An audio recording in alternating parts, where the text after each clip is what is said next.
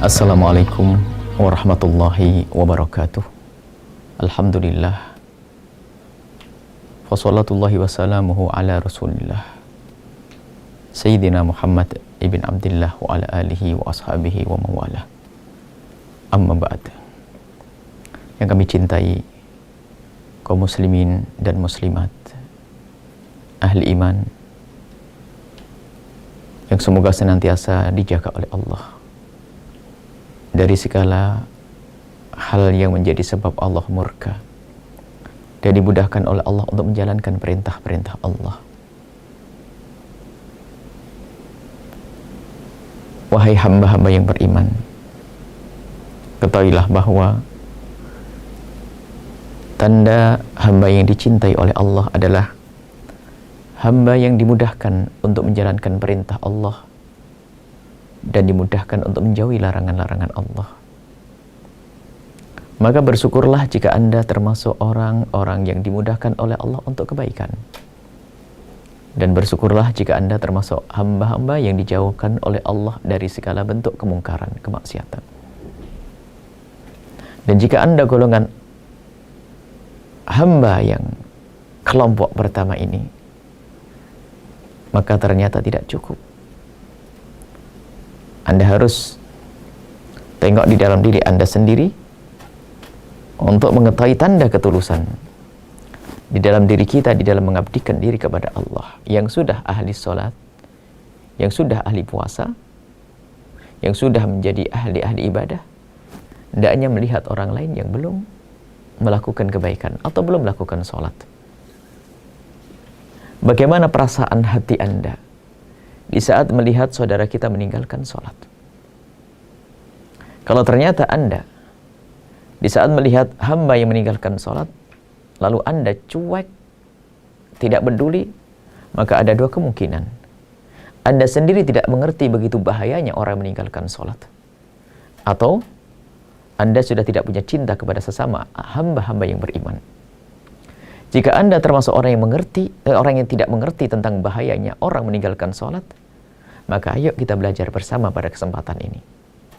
Dan jika Anda yang sudah mengerti tentang bahayanya orang meninggalkan sholat, hukumannya besar di hadapan Allah, akan tapi ternyata hati Anda belum hidup, belum ternyuh di saat melihat orang lain yang meninggalkan sholat, maka ketahuilah hati Anda keropos, iman Anda yang rusak. La yu'minu ahadukum hatta yuhibba li akhihi ma yuhibbu li nafsihi. Tidak sempurna imanmu, iman salah satu dari kalian, kecuali engkau mencintai untuk orang lain seperti mencintai untuk dirimu sendiri. Jika engkau rindu untuk melakukan sholat dan takut meninggalkan sholat, engkau pun harus rindu orang lain melakukan sholat dan sangat rindu mereka tidak meninggalkan sholat. Dan kalau Anda takut diri Anda meninggalkan sholat, maka Anda pun tidak menginginkan ada orang lain meninggalkan sholat. Maka dalam silsilah singkat yang akan kami hadirkan adalah dalam upaya yang pertama untuk belajar agar kita bisa benar sadar kalau sholat itu adalah kewajiban besar dari Allah yang meninggalkan dosa besar. Kemudian kita harus peduli dengan siapapun yang ada di kiri kanan kita, hamba-hamba yang ada di kiri kanan kita. Jika mereka ada yang meninggalkan sholat, ayo kita ajak sholat dengan keindahan. Dan ingat, ketahuilah bahwa kami husnudon kepada siapapun dari orang yang beriman, ahli Islam, dimanapun mereka berada. Jika mereka meninggalkan sholat, husnudon kami kepada mereka. Mereka meninggalkan sholat bukan karena menantang Allah, karena mungkin mereka belum mengerti kalau itu dosa besar, atau karena mereka belum mengerti bagaimana cara melaksanakan sholat dengan mudah. Ketahuilah bagi siapapun yang bisa menyaksikan kajian singkat ini, hukuman meninggalkan sholat berat sekali di hadapan Allah Subhanahu wa ta'ala. Hukuman meninggalkan sholat berat di hadapan Allah, karena itu adalah ikatan khusus antara kita dengan Allah. Hukumannya besar. Akan tapi karena hukumannya besar, Allah pun mempermudah. Maka sholat mudah. Tidak ada orang yang tidak bisa melakukan sholat. Kalau ada orang yang tidak bisa melakukan sholat, itu yang salah gurunya. Tidak bisa berdiri boleh dengan duduk, tidak bisa duduk boleh dengan berbaring, dan seterusnya. Dan insya Allah nanti kami akan hadirkan silsilah ringkas, mulai dari fikih bersuci, fikih sholat, dan seterusnya insya Allah. Tapi saat ini kami akan berbicara khusus tentang sholat berkenaan dengan sholat di atas kendaraan. atau sholat di saat kita berada di jalan macet, atau sholat di dalam perjalanan. Yang harus kita ketahui bahwasanya bagi siapa meninggalkan sholat hukumannya besar di hadapan Allah. Satu sholat yang ditinggalkan cukup untuk masuk neraka jahanam. Maka jangan sampai kita rela jika melihat hamba Allah yang beriman, seorang muslim lalu meninggalkan sholat. Jangan Anda rela. Kalau Anda membiarkan mereka, tidak terenyuh hati Anda, yang keropos iman Anda. Maka video singkat ini kami himbau kepada siapapun. Mungkin ada yang sering meninggalkan sholat. Ayo dengar. Sholat sangat mudah dan tidak berat. Yang kami inginkan adalah Anda selamat, saya selamat, Anda selamat. Bagi yang meninggalkan sholat hukumannya besar di hadapan Allah.